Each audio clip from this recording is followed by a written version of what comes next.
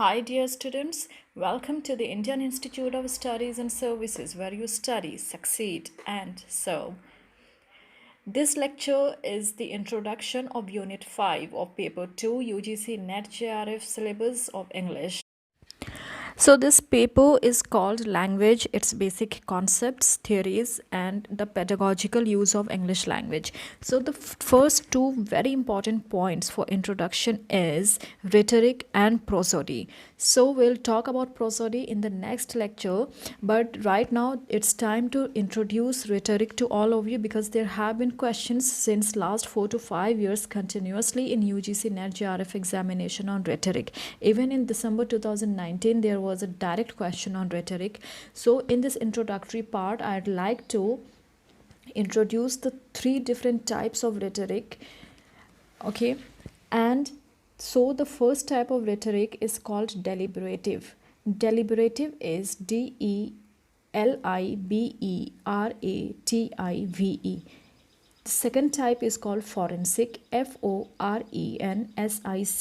The third part and the last part is called epideictic. Epideictic is APIDEICTIC. Okay, these are the three types of rhetoric. And mind you, the definition of rhetoric is the style used in any literary form, whether prose and fiction, to add beauty and innovation in the piece of writing. Okay, it is basically the style which is used in writing. Earlier, before the invention of the printing press, rhetoric was also used. It was rather used most in the most frequent manner in the oral tradition. Okay, in the vocal tradition, in oration, in speeches by the kings and by the great speakers. Okay, and in the written tradition we have the use of stylistic words, the use of metaphors, similes, and different types of figures of speeches, rhythms and rhymes, meter, okay, syntax in poetry, so on and so forth. So the three types of rhetoric, let us discuss that. Deliberative is based on idea, based on mind. Okay, just remember this. Forensic is based on action or your physical body. Epideictic is based on vision, on the visual things.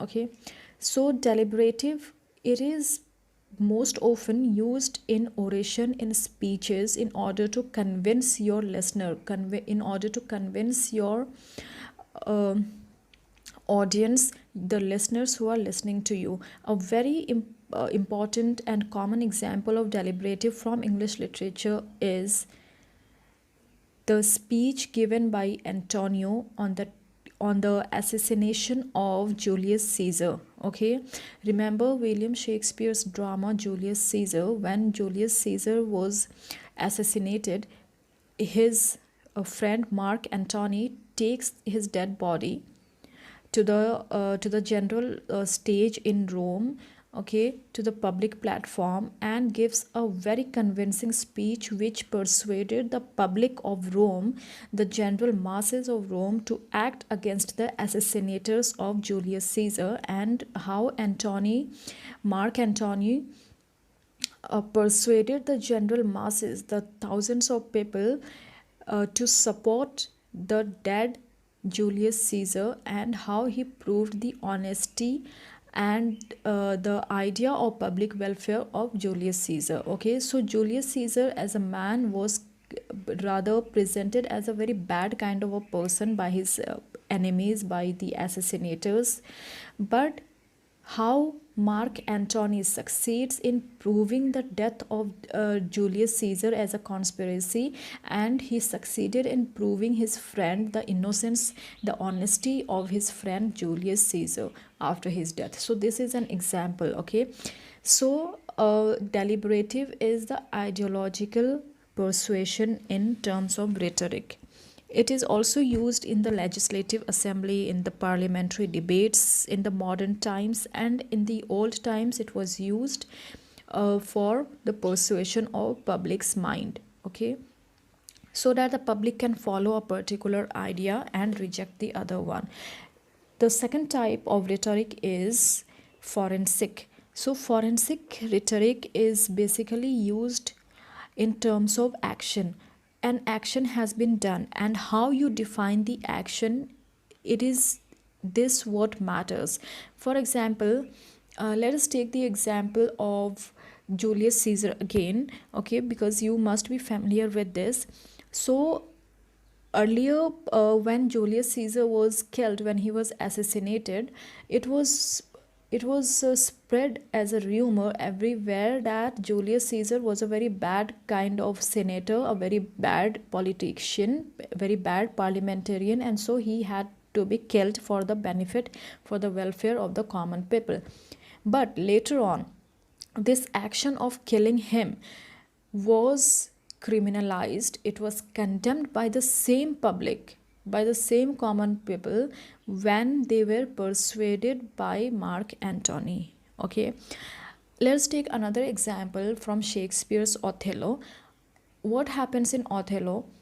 Earlier, Desdemona was seen as a corrupt woman, as a woman committing adultery. So, Othello was convinced by the villain that yes, Desdemona is a very bad woman, she is an adulterous woman. Okay, but after killing Desdemona, the whole action of his hating Desdemona and killing her becomes it rather becomes the opening for Othello's own destruction. Okay, so his action, which was considered correct by him, his action of killing Desdemona, which was considered right, correct by him, suddenly started becoming very bad, disgusting, and self-destructive. The same action of killing. Okay, so this is called forensic, and this happened because Emilia, that is Desdemona's servant, her maid servant, honest maid, was able to convince Othello by her oration, by her speech, and by her evidences and proofs that Desdemona was an honest person. So here Emilia, the servant, the maid, honest maid of Desdemona, used the forensic rhetoric to convince Othello that he had killed the wrong person. He should have not killed Desdemona because she was an honest wife. Now the last one is Epideictic, Apideictic. This is used for the visual art, for paintings and all. Remember the Mona Lisa painting or any other painting, okay? If you draw something, then you may try to add certain types of colors, shades, detailing, etc. Okay, so this is called display rhetoric. Epideictic is also called display rhetoric because you display something. Okay, so remember how Mark Antony carried the dead body of Julius Caesar on the common stage where thousands of people of Rome could see the dead body. This was an example of display rhetoric. So only the voice was not enough. It was very necessary to have a display of the dead body so that the psychology of the common masses could be it could be used for certain manner, for certain matters. Okay, so the display is very important. Remember how I keep on giving you the audio lectures plus the video lectures as well, and adding some animations over them so that you can have a clear cut understanding of the concepts. Okay, so this is an example of display rhetoric or the epideictic rhetoric, okay, where you add the picturization or videos nowadays, but the picturization, pictures, photographs, or the real images. Okay, this is and in modern mass media, remember this what I'm going to tell you, because this may be a question in ICT, information and communication technology, or paper 1. So just remember this. In modern media, we have the pictures along with the news going on, right? So the news is no longer just the audio, but the pictures are also very sensational at times. Okay, the words zooming in and out suddenly, the anchors, the news readers, moving their body and eyes or facial expressions in certain manners. So these are all the examples of epideictic or display rhetoric. So these are the three different types of rhetoric, which I have told you: deliberative, forensic, and epideictic.